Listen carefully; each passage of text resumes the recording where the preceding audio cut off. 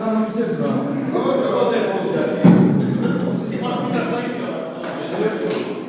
Bom dia, pessoal. Eu vou apresentar uma monografia sobre os direitos da empregada doméstica. Bom, primeiramente eu agradeço a boa vontade dos professores que estão aqui hoje, que é um dia não estava na programação, então teve a boa vontade do professor Pino, ele estava ocupado com outras coisas, o professor Everton, que veio de Salvador, o professor Sérgio, que está doente, foi internado, então agradeço a presença de todos eles. Bom, antes de entrar no trabalho propriamente dito, eu quero dizer qual a minha origem sobre Previdência Social. Eu tinha 12 anos de idade em Alagoinha, meu pai tinha sorveteria. Então, o meu pai da sorveteria vendeu lanches e pediu que eu entregasse num clube chamado Tênis Clube de Alagoinhas. Eu fui levar esse lanche lá, que meu pai encomendou, eu fui levar esse lanche lá no Tênis Clube. Quando eu cheguei no Tênis Clube e entreguei o lanche, era uma palestra. Aí eu tinha que esperar vazia lá, não lembro o que eu tinha que esperar. E fiquei lá esperando, fiquei ouvindo a palestra. A palestra era sobre assuntos de previdência. Isso eu tinha 10 a 12 anos de idade. Fiquei lá sentado ouvindo essa palestra. E aí foi o iniciozinho da história de eu gostar da parte de previdência social. Depois estudei, formei engenharia, aposentei e vim estudar direito. Estudando direito, eu fiz pós-graduação na Juspoli sobre Previdência Social. E aí escolhi para fazer a monografia do curso normal sobre Previdência Social. E aí o que é que eu comento para os próximos semestres? É que os alunos, quando forem escolher os assuntos, a coordenação deveria fazer uma seleção para poder várias pessoas não escolher o mesmo assunto. Estranhamente, ninguém falava em previdência e de repente apareceu várias pessoas querendo tratar do assunto sobre previdência social. Bom, então vamos falar da empregada doméstica. Vamos julgar o que é que a empregada doméstica tem direito. O que é que nós vamos fazer? Para você julgar alguém, para julgar o que é que ele tem direito, você tem que se colocar no lugar dele. Como é que você se coloca no lugar dele? Nós vamos fazer o seguinte aqui. Isso aqui é um tamanho da Idade Média.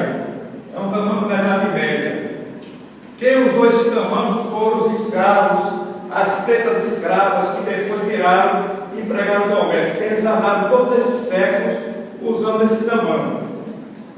Então ele andou nos vários séculos, no dia a dia dele, apanhando, sofrendo, usando esse tamanho. Nós agora vamos usar esse mesmo tamanho para sentir o que é que eles sofreram nesse tempo todo, nessas dificuldades que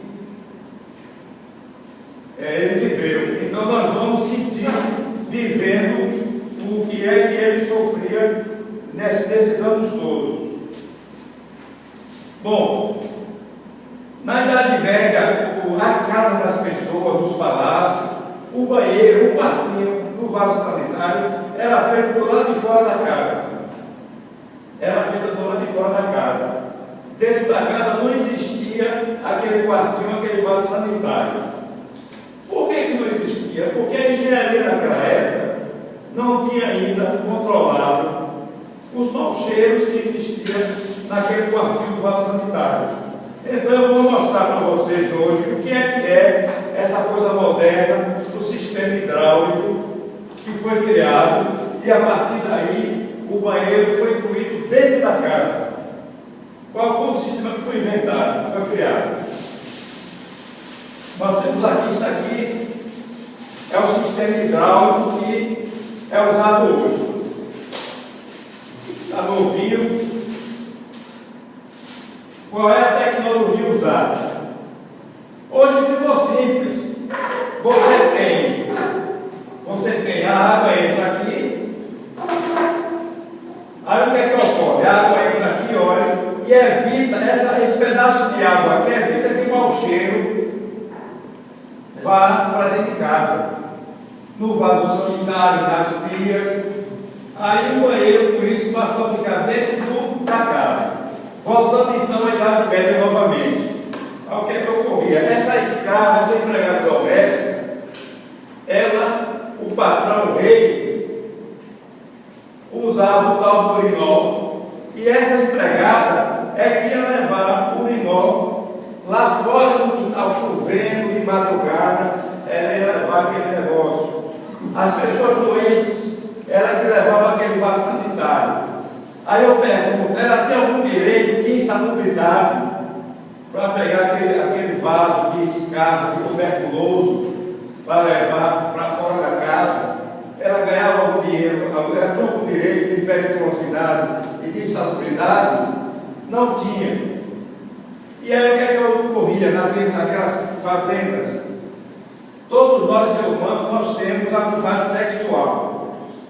Aquela escrava, aquela empregada doméstica também tinha a sua vontade sexual. Por outro lado, você tinha um patrão, você tinha a patroa que a empregada dava banho, naquela banheira luxuosa daquela época, a empregada dava banho na patroa. E aí, de vez em quando, o patrão se embebedava e a patroa pedia para a empregada dar o banho no patrão. Aí a empregada ia dar banho no patrão. Nessa brincadeira começou a haver a mistura de cores, por conta da empregada, na hora de usar o sabonete para dar banho no patrão, começavam a ocorrer as coisas. E aí começou a ter a mistura de cores. Tinha parte das escravas que o patrão não queria saber, era só bater dela, sofrimento puro. Isso nós chegamos até o século XX. Chegando no século XX, nós tivemos, após a Segunda Guerra Mundial, a ONU criou as leis, após a Segunda Guerra. Criou as leis bonitinhas da ONU. Aí, quando chegou em 88, teve a nossa Constituição exatamente baseada nessa ONU de 88, essa ONU de pós-guerra, de 45. Se você ver a Constituição brasileira é toda montada na lei da ONU. E aí, em 88, nós estamos no século XX e a empregada doméstica não tem quase direito nenhum. Aí nós vamos lá no artigo 7º da Constituição brasileira, está lá no seu parágrafo 1, que diz o seguinte, parágrafo 1 do artigo 7. São assegurados à categoria dos trabalhadores domésticos os direitos previstos nos incisos. Aí diz lá, alguns incisos apenas, que todos os trabalhadores têm o direito. Apenas alguns incisos, esses trabalhadores domésticos têm direito, que são os incisos 4, 6, 8, 15, alguns incisos apenas. Os demais incisos, só os demais trabalhadores têm o direito. Aí o que é que ocorre? Esse trabalhador doméstico que tem poucos direitos, acorda de madrugada porque a criança está chorando, a criança do patrão. Ela é a primeira pessoa que acorda na residência para atender a criança. Ela tem direito à hora extra? Não tem direito à hora extra. E aí, ela limpando uma vidraça, uma janela, uma escada, ela toma uma queda, quebra a perna. Foi um acidente de trabalho, mas na verdade ela não tem direito a acidente de trabalho, porque ela é empregada doméstica. Não tem direito ao acidente de trabalho. Não pode aposentar como acidente de trabalho. Mas aí ela caiu doente, ela tem direito ao auxílio-doença. O que é que foi feito? A empregada doméstica, a partir do primeiro dia que cai doente, o patrãozão, cheio de lei, não tem nenhuma responsabilidade mais sobre essa empregada. O trabalhador normal, passa 15 dias doente e o patrão é que vai pagar o salário desse trabalhador. Já a empregada doméstica não. Ela caiu na escada, quebrou a perna, não tem direito ao acidente de trabalho. E desde o primeiro dia o patrão não paga mais nada a ela. Quem vai pagar é a Previdência Social. Só que essa Previdência Social para o INSS pagar é complicado. Nós sabemos que é complicado. E aí vamos para a documentação para o patrão preencher, já que ele quis assinar a carteira dela. Tem um documento chamado GPS. Para preencher esse GPS, ela antes foi, tirou a carteira profissional, a carteira profissional mais moderna da Lei com PIS. Só que ocorre uma coisa engraçada na prática. Ela apresenta ao patrão essa carteira profissional com um PIS impresso. Quando ele vai fazer o GPS que preenche, está lá os campos todos vazios, não aparece o endereço dela, nada, só aparece o nome. É uma inconsistência que existe no sistema. Algumas vezes já fui lá na Previdência Social reclamar sobre isso, tivemos esse debate lá na pós, mas é um sistema incompleto, cheio de inconsistência. Já o trabalhador normal, já que o sistema do trabalhador normal, você faz o sistema pela Caixa, você vai pagar o INSS, vai pagar o FGTS, é um sistema único ali, a coisa é consistida. Pois bem, então você faz esse GPS e vai pagando todo dia 15 as obrigações da Previdência Social para a empregada doméstica. Aí, como ela caiu doente, a partir do primeiro dia, quem tem que pagar o salário dela é o INSS. Aí fica aquele jogo, 15 dias, 20 dias no mês, e ela não recebe dinheiro de ninguém. Não recebe do patrão e nem recebe do INSS. Como falei, as horas extras, ela não tem direito a hora extra nenhuma. Ela mora na casa do patrão e não tem hora extra de nada.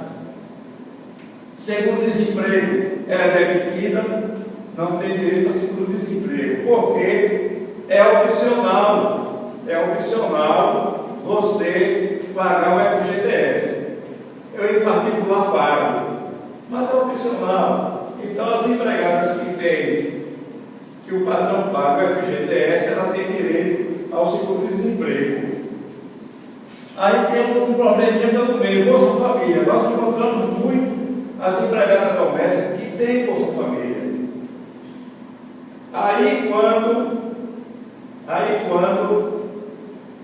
você vai assinar a carteira dela, já disse ela, amigo do patrão, eu não quero que o senhor assine minha carteira não, porque eu tenho Bolsa Família. E aí, se você assinar, eu vou perder minha Bolsa Família.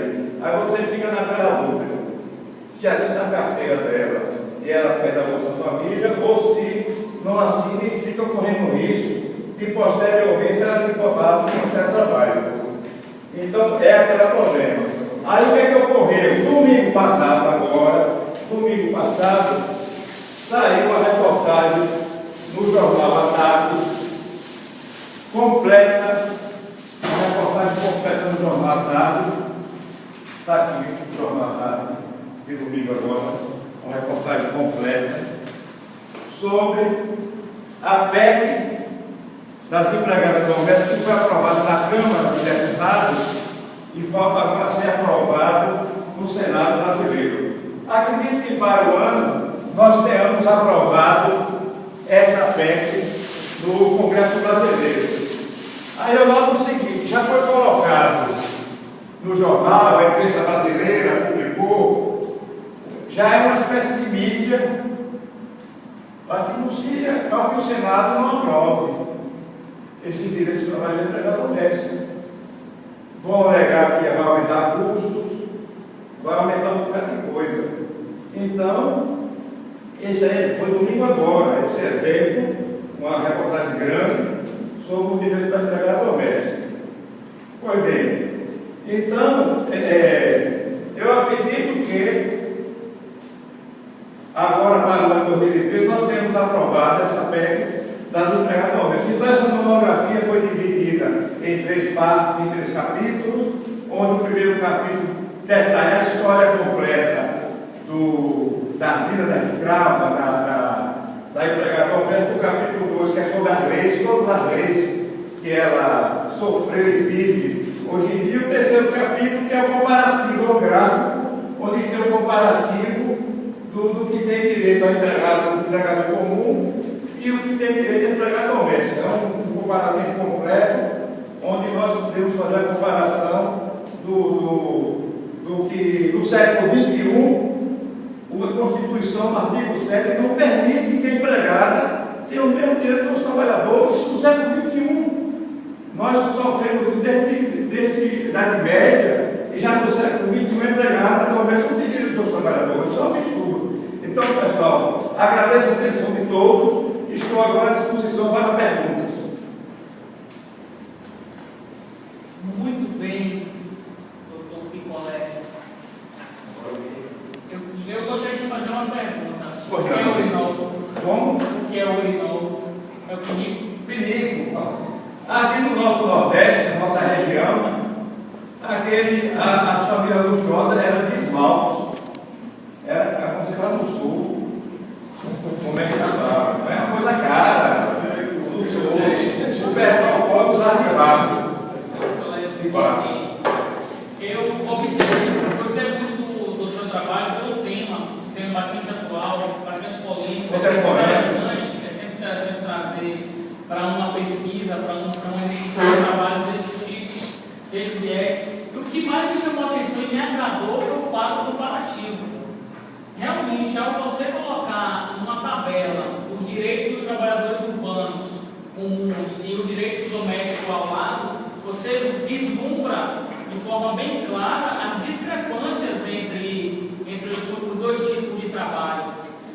E eu queria saber, agora vem a pergunta, na sua visão, em um futuro próximo, para onde que estamos caminhando no sentido de direitos aos domésticos? No seu entendimento, a situação vai melhorar para domésticos ou, como diz o jornal aqui, parece que vai ficar mais difícil por conta da dificuldade em se manter o doméstico e aumentar o número de aristas? O que você vê para um futuro não muito distante, 5, 10 anos? Muito bem, pergunta muito importante. Porque nós vemos assim, nós temos vários Brasis. O Brasil do Sul, as capitais, vai incorporar essas necessidades aprovadas com certeza, sem nenhuma dificuldade. As capitais.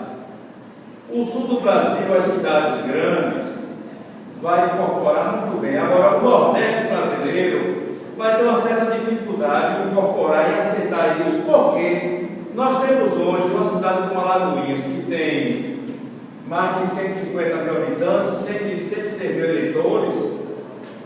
A empregada doméstica não ganha R$200 por mês, sem carteira de nada. Entendeu? Então, o interior brasileiro, o interior do Nordeste, que tem essa miserável dessa Bolsa Família, que é uma coisa que atrapalha no meio. Então, no Nordeste, nós teremos dificuldade em acompanhar essa lei que será aprovada. Teremos dificuldades. Eu passo a palavra então ao professor Sérgio para fazer as considerações das competitivas. Parabéns pelo seu trabalho, obrigado professor. Parabéns pelo seu trabalho.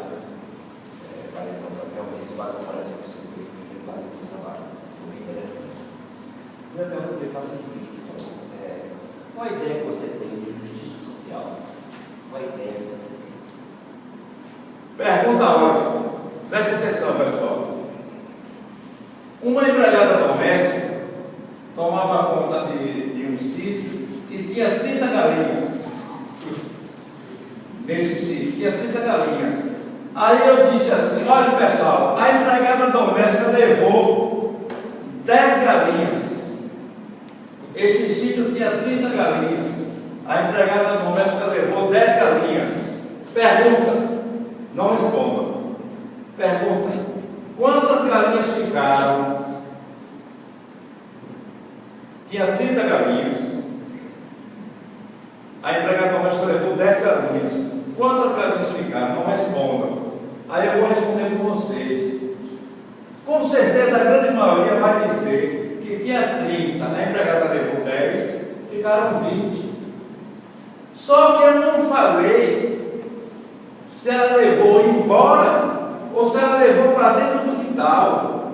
Se ela levou para dentro do quintal, são 40 galinhas agora. Só que o preconceito da justiça social, que o senhor perguntou aí, todo mundo só vai para a parte pejorativa. Iria responder que 30 galinhas menos 10, que levou, ficaram 20. Mas é que ela levou 20, levou as galinhas para dentro do quintal, então aumentou, foram 40.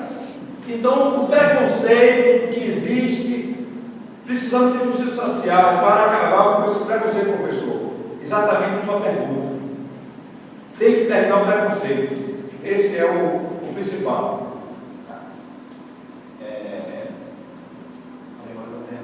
A questão da estabilidade. A doméstica, com mudança recente da súmula, ela não tem direito à estabilidade provisória, se tratar de doméstica diferenciada. Por exemplo, a empregada grávida, ela tem um direito. Empregada grávida. Por exemplo, se você admitiu a empregada depois de 8 dias de descobrir, doméstica, exatamente doméstica, ela está grávida, 8 dias de emprego, ela tem direito. Se você contratar para 90 dias apenas e descobrir que ela está grávida, ela vai ter direito. Esse contrato de 90 dias não vai ser superior ao problema da gravidez dela. Ela tem direito. Então, o que está me dizendo que eu contrato uma funcionária, O prazo determinado. Ela tem uma experiência de 90 dias. Durante essa experiência, ela me comunica que está grávida. Eu não posso dispensar ela? Não pode mais não. Não posso. A nova mudança não pode mais. Não pode. Está proibido. Ok. Outra coisa, a questão que você me falou aí sobre o jornal, sobre os jornais que você está a mudança da programação que você fez, deve ser nada. A questão da hora extra da empregada da jornada de trabalho. Certo. A jornada de trabalho hoje do empregado doméstico qual é? 25 horas. 25 horas. 25 horas por dia. É provável que fique 44. 8 horas. Semanal. Então, ela mora na patrão, o bebê está doente de madrugada, o patrão chegou de ressaca, quer fazer um chá de madrugada, chama a Maria para atender o patrão. Isso, está certo. Então não existe jornada, é 25 horas por dia. Não existe jornada. Não. Uma diarista que vai na casa do Valmir, ela trabalha lá. Segunda, quarta e sexta, no horário de 8 às 17h30, ela pode ser considerada doméstica? Pode. 3 vezes por semana não é mais diarista. Ela tem obrigações, cumprir horário, segunda, quarta e sexta. Ela é empregada, não é mais diarista. Não é mais diarista, é empregada de verdade. Com direito a assinar carteira e pagamento do INSS dela. É obrigado. Agora eu perguntar aqui uma coisa, eu contrato a Dayana, escola é Dayana, escola é Dayana doméstico. Eu faço contrato para 90 dias. Certo. Experiência. Certo. Se ela está lá, se ela não está lá. Certo. Vou agradar, se vai ser assim. Se vai Certo. ser melhor, vai ser bom, se não vai ser bom. Certo. No 49 dias, o contrato dela foi de 90 dias. Certo. Experiência. Com 49 dias, a senhora me diz assim: olha, sério, estou gostando, posso trabalhar com a senhora, muito grave, eu estou muito grave. Está bom, né? Pode continuar. Até 90 dias, 17 horas, 30 minutos, quando disser o dia de trabalho dela, eu digo, olha, mais ou menos eu não segui. Certo. Está dispensado do seu serviço. Eu posso fazer isso? Não. O dia não pode mais não. Não pode mais não. Houve uma mudança. Fundamentação dizendo que eu não posso demiti-la. Houve uma mudança, lei número tal, já está lei. Então, nessa lei do Deputado LGB, que diz que o contrato, mesmo que seja um prazo determinado, a pessoa tem direito à estabilidade. Para a gravidez tem direito.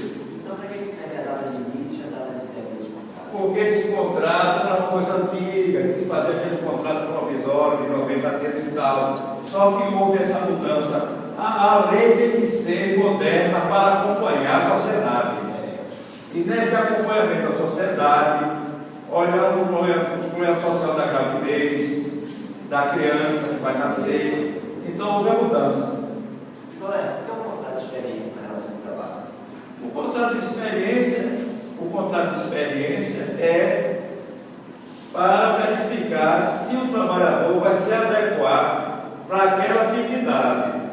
Para aquela atividade. É um mecânico fora de doméstico, por exemplo, né? Ou então dentro da doméstica, ela foi contratada para ser arrumadeira apenas, ou para ser cozinheira. E esse contrato está em desuso, é isso que você me diz? Bom, para gravidez não vale mais. Não vale mais, não. Não teve gravidez, sem problema, está valendo. Passa a palavra então ao professor Martinho para as suas considerações. O seguinte, Ou não? Um exemplo de. Não um exemplo, te dou um exemplo de doméstico. No caso, seria um piloto de helicóptero que só trabalha para aquela família, consideraria doméstico. Exatamente.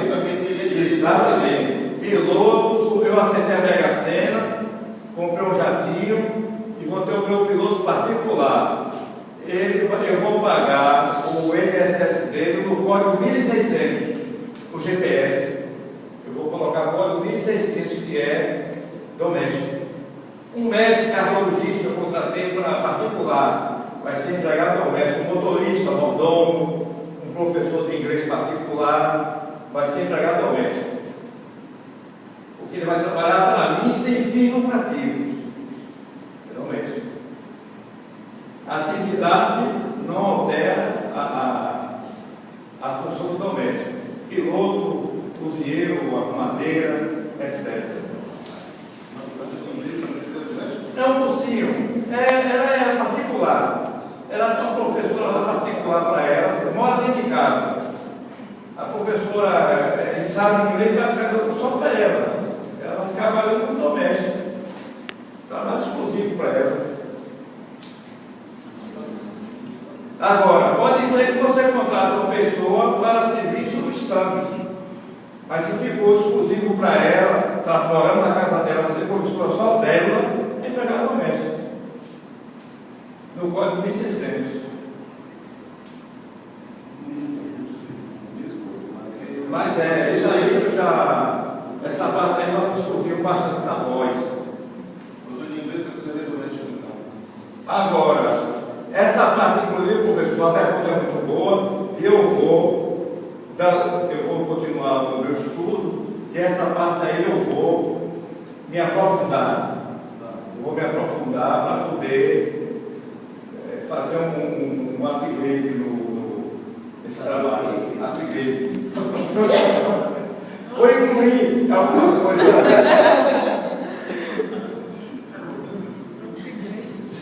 Vamos liberar. A gente cai fora.